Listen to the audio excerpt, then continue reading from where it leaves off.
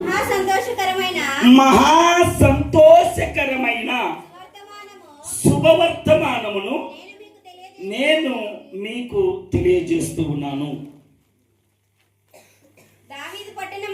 దావీదు పట్టణమందు నేడు రక్షకుడు మీ కొరకు పుట్టి ఉన్నాడు.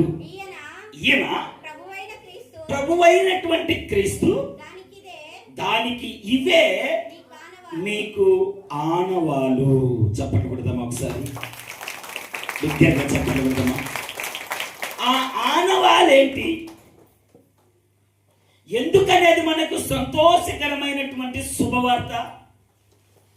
యేసుక్రీస్తు ప్రభులు రావటానికి గల ముఖ్య ఉద్దేశం ఏమిటి అన్నటువంటివి గడిచినటువంటి నెల నుండి క్రిస్మస్ సందేశాలుగా యేసుక్రీస్తు ప్రభుల వారి యొక్క రాకడలో యొక్క ముఖ్య ఉద్దేశం ఏమిటి, క్రిస్మస్ పండుగ అని మనం చేస్తున్నటువంటి అరాచకాలను బట్టి వచ్చారా కాదు అన్నటువంటి సత్యాన్ని తెలియచేయటటువంటి అంశాలు మనం పొందుపరిచాం.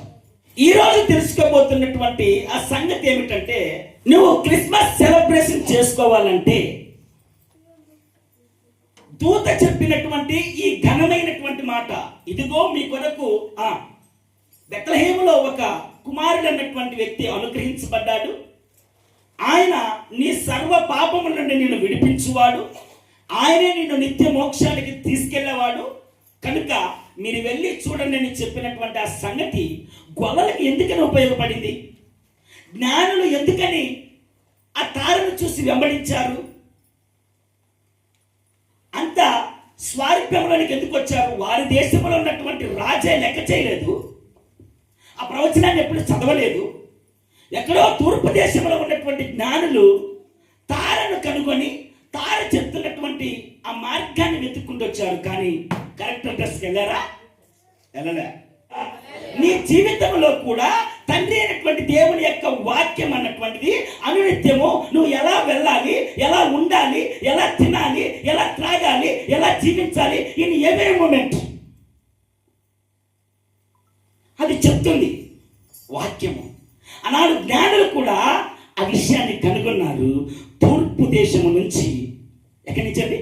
తూర్పు దేశము నుంచి ఆ తార ఏ విధంగా అయితే దారి చూపిస్తుందో ఆ మార్గము గుండా వచ్చారు. కానీ దేవుని చేరేదానికి క్షణమంత దూరములో దారి తప్పారు. అవునంటారా కాదంటారా? తప్పారా? దారి తప్పి ఏం చేశారు? లోకములో ఉన్నటువంటి రాజు దగ్గరికి వెళ్ళి, అయ్యా మీ దేశంలో ఒక రాజు పుట్టాడు కదా, ఆయనను మేము కనుగొనటానికి వచ్చాము, ఆయన దగ్గరికి వచ్చేదానికి ఇదిగో ఈ తార అనగా ఈ నక్షత్రం మనకు దారి చూపించింది, ఎక్కడ అని అడిగారు. అడిగితే ఏమన్నది? రాజు ఏమన్నాడు? ఇదిగో మా ఇంట్లో నేను చెప్పాడా? చెప్పలేదు. పోనీ రాజు వచ్చాడన్నటువంటి దాన్ని అంగీకరించాడా? ఇదేంద్ర వీళ్ళు మెంటల్లో తూర్పు దేశపు జ్ఞానులనే మా ఊరికి వచ్చి, నేనే రాజునైతే నా దగ్గరికి వచ్చి, ఇదిగో మీకు ఒక రాజు పుట్టాడంట కదా, రాజు ఎక్కడున్నాడని అడుగుతున్నారు. నేను పుట్టి ఈ రోజా? ఎన్నో సంవత్సరాలు అవుతుంది, నేను పాలన చేపట్టి కూడా ఎన్నో రోజులు అవుతుంది అని చెప్పి తన దేశంలో ఉన్నటువంటి రాజులను మంత్రులను అందరినీ పిలిపించి, ఓయ్ ఇది ఎక్కడ రాసిందా అని అడిగారు. అప్పుడు ఆ రాజు నేను పిలిచిండు, లేకపోతే రవిని పిలిచిండు, తర్వాత స్వామిని పిలిచిండు, డేవిడ్ని పిలిచిండు, అయ్యా అని పిలిచి తన దర్బార్లో అడుగుతున్నాడు. రాజు పుట్టాడంట, ఎక్కడన్నా రాసిందా అంటే ఏమన్నాడు? ఉందయ్యా, నువ్వు అల్పమైన దానివి కావు అని చెప్పి రాయించబడినటువంటి మాట ఈ బెత్లెహేము గురించి ఉంది, దీంట్లో నుంచి రాజు పుడతాడని చెప్పాడు, ఉందయ్యా అంటే. నా ప్రియమైనటువంటి దేవుని బిడ్డలారా, జ్ఞానులు ఏ విధంగా అయితే దారి తప్పారో, యేసుక్రీస్తు కాలగమనములో ఉన్నటువంటి 2 సంవత్సరాలు దిగువనున్నటువంటి కొన్ని వందల మంది పిల్లలను చంపించేశాడు. లోకానికి రక్షణ కావటానికి, లోక రక్షణకు కనుగొనటానికి వచ్చినటువంటి జ్ఞానులు చెప్పినటువంటి అంశమును బట్టి కొన్ని వందల తల్లుల యొక్క ఘోష ఆ ప్రాంతంలో వినబడింది. రాజు అన్నాడు, రాజుగా ఉంటే నేనే ఉండాలి, రాజుగా చేరితే నేనే ఉండాలి. కనుక ఇంకొక రాజు ఉండకూడదు. కనుక రాజు అన్నటువంటి ఆనవాలు లేకుండా ఈ జ్ఞానులు బయలుదేరినప్పటి నుంచి ఇప్పటి వరకు ఉన్నటువంటి, అనగా ఒక 2 సంవత్సరాలు దిగువకు ఉన్నటువంటి ముఖ్యంగా మగపిల్లలను చంపించేసానని చెప్తే కొన్ని వందల మంది తల్లుల కడుపు కోసి గిల కొట్టుకున్నది ఆ ప్రాంతం అంతా. వాక్యము అలాంటి తల్లులకు యేసుక్రీస్తు యొక్క రాక ఎందుకని సంతోషకరం? బిడ్డను పోగొట్టుకోవడం సంతోషకరమా?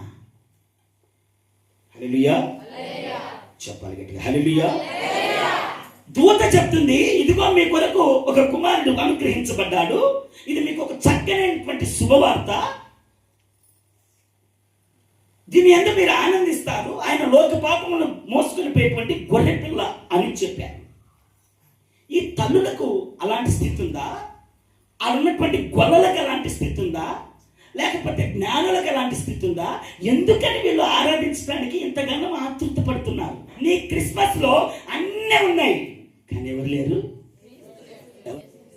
ఎవరు లేరు? యేసుక్రీస్తు లేరు. దీన్ని జరిగించాలంటే, ఈ ఆనందం పొందుకోవాలంటే, ఇది సువార్తగా అనిపించాలంటే, ఇది మనకు ఉపయోగకరమైనదిగా మార్చబడాలి అంటే, ఇప్పుడు మనకు అది సంతోషకరంగా అనిపిస్తుంది అంటే శోధనను జయించాలి. ఏంటిది? శోధనను జయించాలి. అదేంటిది? యేసుక్రీస్తు యొక్క రాకడ అన్నటువంటిది సంతోషంగా అనిపించాలంటే శోధనను జయించాలా? ద్వితీయోపదేశకాండము 8వ అధ్యాయము 2వ వచనం, మరియు నీవు ఆయన ఆజ్ఞలను గైకొందువో లేదో, నిన్ను శోధించి నీ హృదయంలో తెలుసుకొనుటకు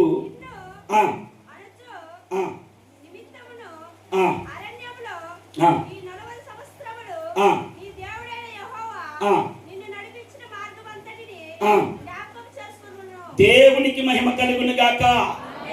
ఇక్కడ ఉన్నటువంటి భక్త మహాశైలి ఎవరయ్యా అంటే, దేవుని చేత ఏర్పరచబడి దేవుని యొక్క చిత్తాన్ని కనుసించి దేవుని యొక్క వాగ్దాన పుత్రులుగా మార్చబడి పాలు తేనెలు ప్రవహించేటువంటి దేశంలో ఉండాల్సినటువంటి జనులు దేవుని యొక్క ఆజ్ఞ అన్నటువంటిది గైకొనక, దాని దేవుని యొక్క చిత్తం ఏంటిదో తెలుసుకొనక, కేవలము పొట్ట కూటి కోసం కుమారులు పంపించినటువంటి యాకోబయ్య సంసారం అంతటిని సర్దుకొని, ప్రభువా నా తండ్రికి ఇస్సాకుకు, నా ముజబ్బకు అబ్బకు, అంటే మీరు అంటున్నటువంటి తాతో అబ్బో ఏదో మీ వరుస, మా అబ్బకు చేసినటువంటి వాగ్దానము ఏమా ఓలమ్మా, వాగ్దానం ఏంటిది? నిన్ను ఆకాశ నక్షత్రముల వలె ఇసుక రేణువుల వలె విస్తరింప చేస్తాను, నిన్ను సర్వ సమృద్ధిలో నిలబెడతాను అన్నటువంటి మాట వాగ్దానం చేశావు కదా. మరి ఈరోజు నా కుటుంబంలో నాకు తినడానికి బుద్ధి కరువు అయిపోయింది. మరి నా పరిస్థితి ఏంటిది? నేను వేరొక మార్గం వెతుక్కోనా, లేకపోతే ఇక్కడనే ఉండనా అని అడగాలనా లేదా? హల్లెలూయా. అర్థం ఉంది. సాఫ్ట్వేర్ ఇంజనీర్ అమ్మ, డేవిడ్ కూడా సాఫ్ట్వేర్ ఇంజనీరే. వారు ఒక అధికారి దగ్గర పనిచేస్తున్నారు, అవునా? మీరు పండగకు రావాలనుకున్నారు, నేను పండగకి వెళ్తున్నానని నీ అంతటి నువ్వు ప్రయాణం ఇచ్చావా? దానికి ముందు 10 రోజులు 15 రోజులు నెల రోజుల ముందు, అయ్యా నేను క్రిస్మస్కు మా ఊరికి వెళ్ళాలి, నా అత్తవారింటికి వెళ్ళాలి, పర్మిషన్ తీసుకొని ఈ దినము కొరకు 1 నెల రోజుల నుంచి ఆర్థిక పరమైనటువంటి అవసరతమైనటువంటి పర్మిషన్స్ను అన్నిటిని తీసుకొని సిద్ధపడి ఈ సమయానికి ఇక్కడికి వచ్చావు. మరి యాకోబయ్య ఎందుకని పిల్లల తల్లిని మొత్తం తీసుకొని ఐగుప్తు దేశానికి వెళ్ళాడు? ఏమన్నా ఆయన పర్యవేక్షణ సుపీరియర్ యెహోవాకు ప్రార్థన చేసి, ప్రభువా మాకు కూలి లేకపోయి చచ్చిపోతున్నాం మేము, మా పరిస్థితి ఏంటిదని అడిగాడా? అడగలే. చక్కగా వెళ్ళిపోయింది. ఈయన వెళ్ళిపోయేటువంటి పరిస్థితి ఆయనకు వస్తాడనే పాపం ఆడ ఒక ఆయన మేపుతున్నాడు. ఆడ ఎవరైనా యేషోపు. దేవునికి స్తోత్రం. ఇప్పుడు ఆయన చరిత్రను చెప్పి నేను టైం పాస్ చేయడానికి కాదు, నా ఉద్దేశం ఏంటంటే ప్రభు యొక్క ఆజ్ఞ, ప్రభు యొక్క చిత్తము అన్నటువంటిది కనుసించకుండా వెళ్ళిపోయారు.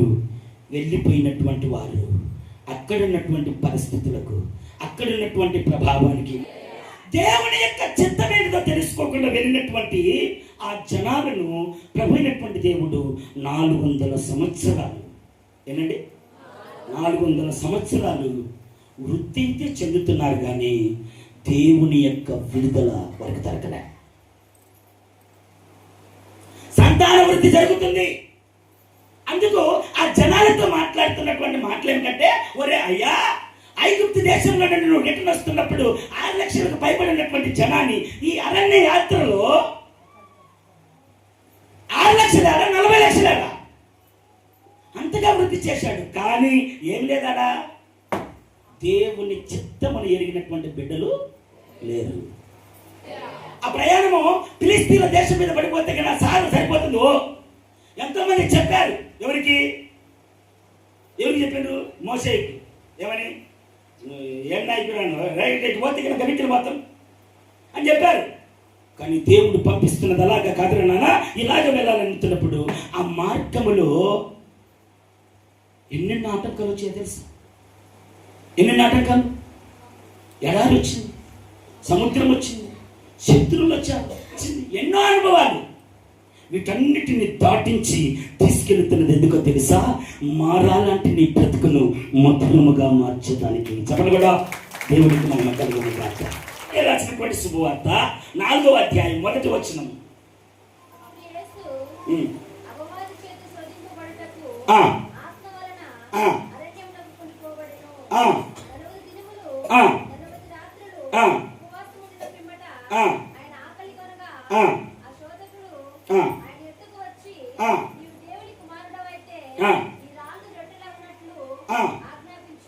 దేవునికి మహిమ కలుగును గాక. ఈ కాంటెక్స్ట్ లో నాకు నచ్చినటువంటి ఒక పదం ఏంటిదో తెలుసా? ఇది ఎవరి గురించి రాయబడుతున్నటువంటి సంగతి అంటే యేసుక్రీస్తు ప్రభుల వారి గురించి. యేసుక్రీస్తు ప్రభుల వారు ఇక్కడ జరుగుతున్నటువంటి సందర్భం ఏంటంటే ఆయన 40 రోజులు ఉపవాసం ఉన్నాడు. దేనికోసమై అంటే ఆ తరువాత జరగబోయేటువంటి శిలువ యాత్రకు ఈయన సిద్ధపడాలి. అది దేవుని యొక్క చిత్తము. కనుక దీనంతటిని జరిగిస్తున్నటువంటి వైనములో 40 రోజులు ఉపవాసం ఉన్నాడు. అయితే దేనికి ఉన్నాడు?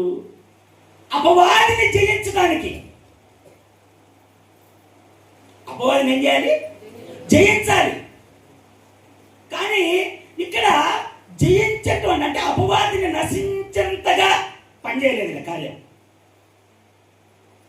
మనం కూడా మన విశ్వాసము సన్నగిలుతుంది, మన విశ్వాసం మరలా తిరిగి వక్రకేస్తుంది, మన విశ్వాసం మళ్ళీ తిరిగి బూతులు మాట్లాడుతుంది, మన విశ్వాసము మన భక్తి తిరిగి మరలా వ్యభిచారపు క్రియలు చేస్తుంది. అంటే కారణం ఏంటో తెలుసా? అపవాదిని ఎదిరించి, అంటే వాడిని నశించేంత ప్రార్థన మన దగ్గర లేదని అర్థం. లేకపోతే వెంటనే పడిపోతాము. కానీ యేసుక్రీస్తు దగ్గర ఆ కృప కలిగినటువంటి కార్యం ఉంది కనుక శోధకుడు శోధిస్తూ ఉంటే అరణ్య మార్గానికి దేనికి తీసుకెళ్ళాడు? శోధించడానికే తీసుకెళ్ళాడు.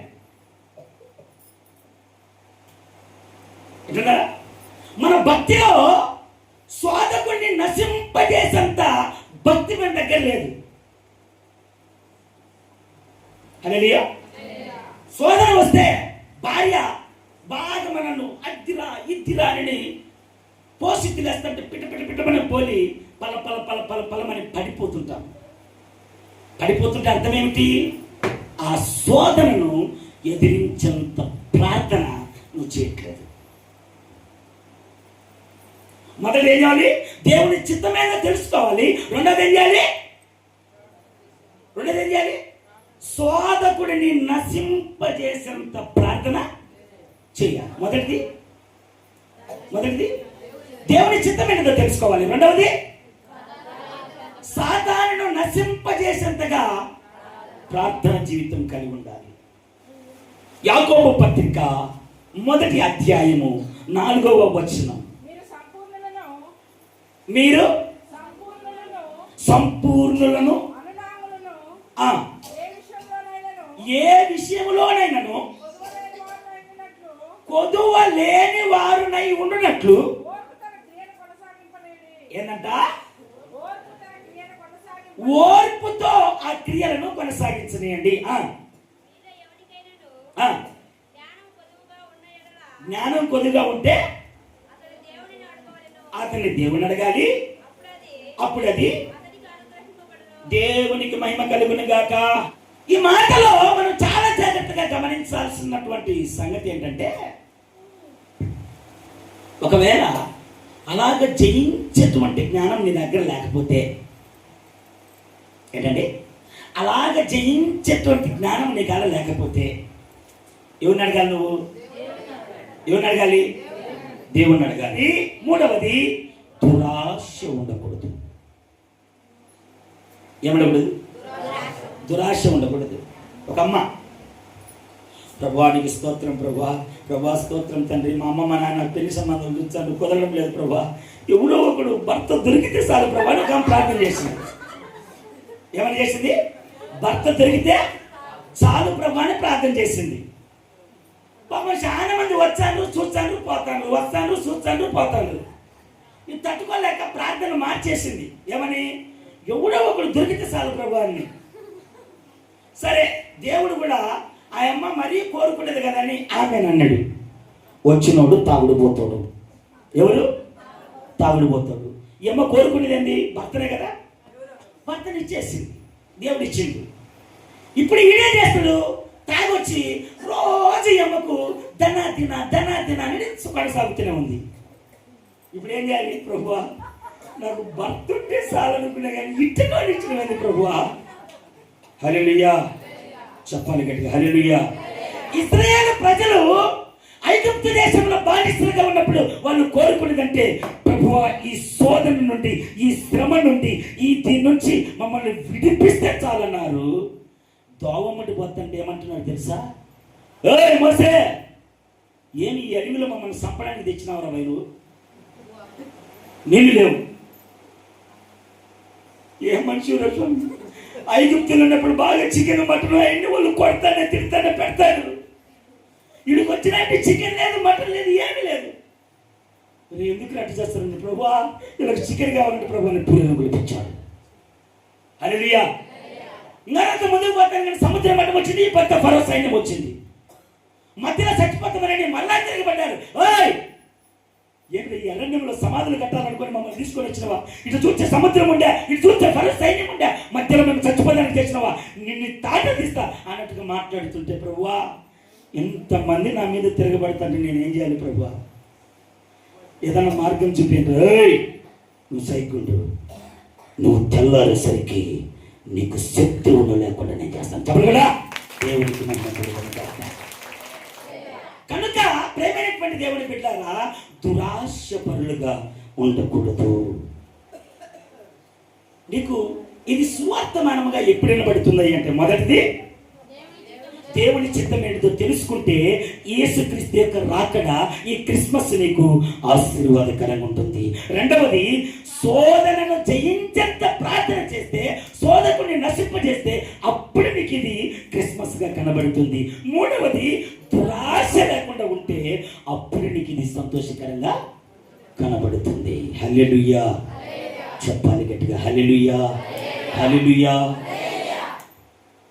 లక్షణాలు ఉన్నాయా మన దగ్గర? రండి పరిశుద్ధ లేఖన గ్రంథంలో నుంచి ఎఫెసీయులకు రాసినటువంటి పత్రిక 4వ అధ్యాయము 27వ వచనం చదవండి. ఏందంట? అమ్మా గురమ్మ, ఏందంట? అపవాదికి చోటు ఇవ్వకండి. యేసుక్రీస్తు ఇచ్చాడా? ఇచ్చిందా? చోటు ఇచ్చిందా? మనమైతే ఏం లే, పక్కలో తెచ్చిపెట్టుకుంటాం. నాతో పాటు రారా అంటాం. అవునా? వద్దురనైనా నువ్వు ప్రార్థన చేస్తావు, నీతో పని కాదు, నువ్వు మంచి నిరీక్షణ కలిగిన వాడు, నీతో వద్దులే అని పాపం వారు పారిపోతుంటే, ఈదాకు వచ్చిన నువ్వు పోతలేం రా అని చెప్పి పక్కన పెట్టుకుంటాం. అని వాక్యం ఏం చెప్తుందంటే, ఏమంటుంది? అపవాదికి చోటు ఇవ్వకండి.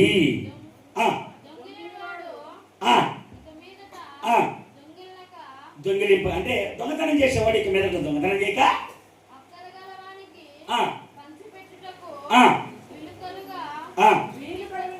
వీలు కలుగు నిమిత్తము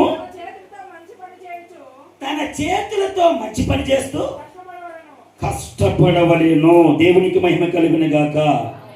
మంచి పనులు చేస్తున్నామా? చేస్తున్నామా? మాట్లాడాలి. చేస్తున్నామా? ఇక్కడ ప్రభు అయినటువంటి దేవుడు మాట్లాడిస్తున్నటువంటి, అంటే క్రీస్తు యొక్క ఆగమము అన్నటువంటిది నీకు ఎప్పుడు అది బ్లెస్సింగ్ గా మారుతుంది, ఎప్పుడు సంతోషంగా ఉంటుంది, ఎప్పుడు నీకు ఆశీర్వాదకరంగా ఉంటుంది అంటే ఈ 3 అంశములతో పాటు 4వ అంశాన్ని కూడా ప్రభు మాట్లాడిస్తూ చెప్తున్నటువంటి మాట, నీ ఆత్మీయ జీవితములో దేవుడు ఏమైతే చేస్తున్నాడో ఆ క్రియకు తగినటువంటి విధంగా నీ క్రియ ఉండాలి. నిర్లక్ష్యం చేయమాకు, నిర్లక్ష్యం చేయమాకండి. ప్రభుకి ఇచ్చుటలో అస్సలు నిర్లక్ష్యం చేయమాకండి. పనికి నువ్వు ఆటంకంగా ఉండి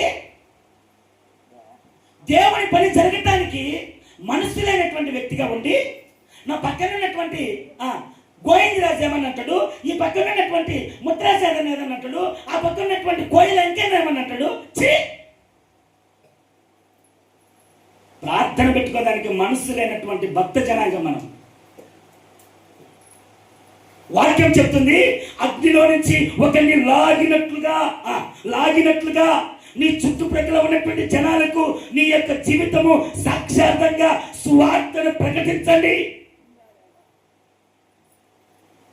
ఎలాగ నువ్వు ఈ వాక్యాన్ని ఆపాదించుకుంటావు? చదవమని మరొకసారి చదవండి.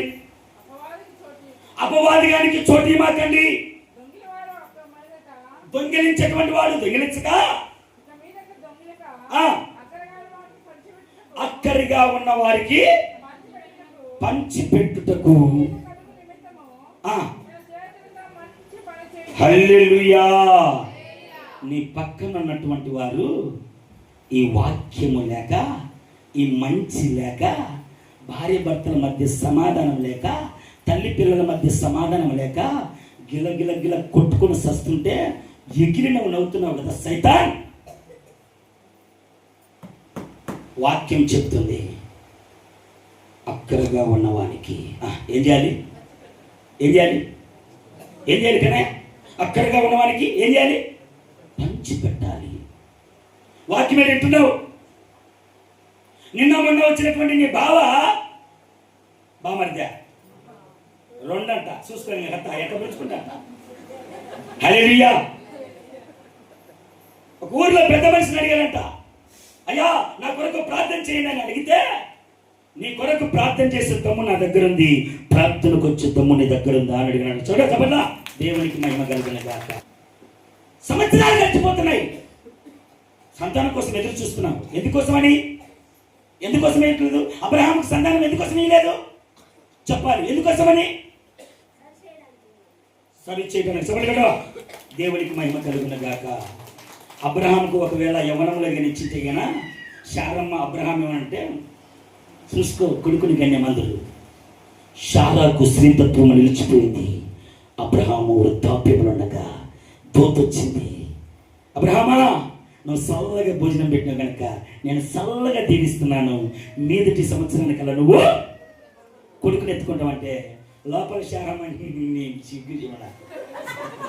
ముసిల్దాన్ని స్త్రీతత్వం నిలిచిపోయి అల్లకొల్లరమైన పరిస్థితులు మేముంటే వయసులో ఉండేప్పుడల్లా వచ్చి నీకు కొడుకు కలుగును గాక అనకుండా అంత అయిపోయినాక వచ్చి నీకు కొడుకు కలుగును గాక. ఎట్టట నీకు అసాధ్యం, అది నీకు భారం, అది నా దేవునికి కాదు. నీ ముందున్నటువంటి సమస్య నీకు గొప్పదని, కానీ నా దేవునికి కాదు.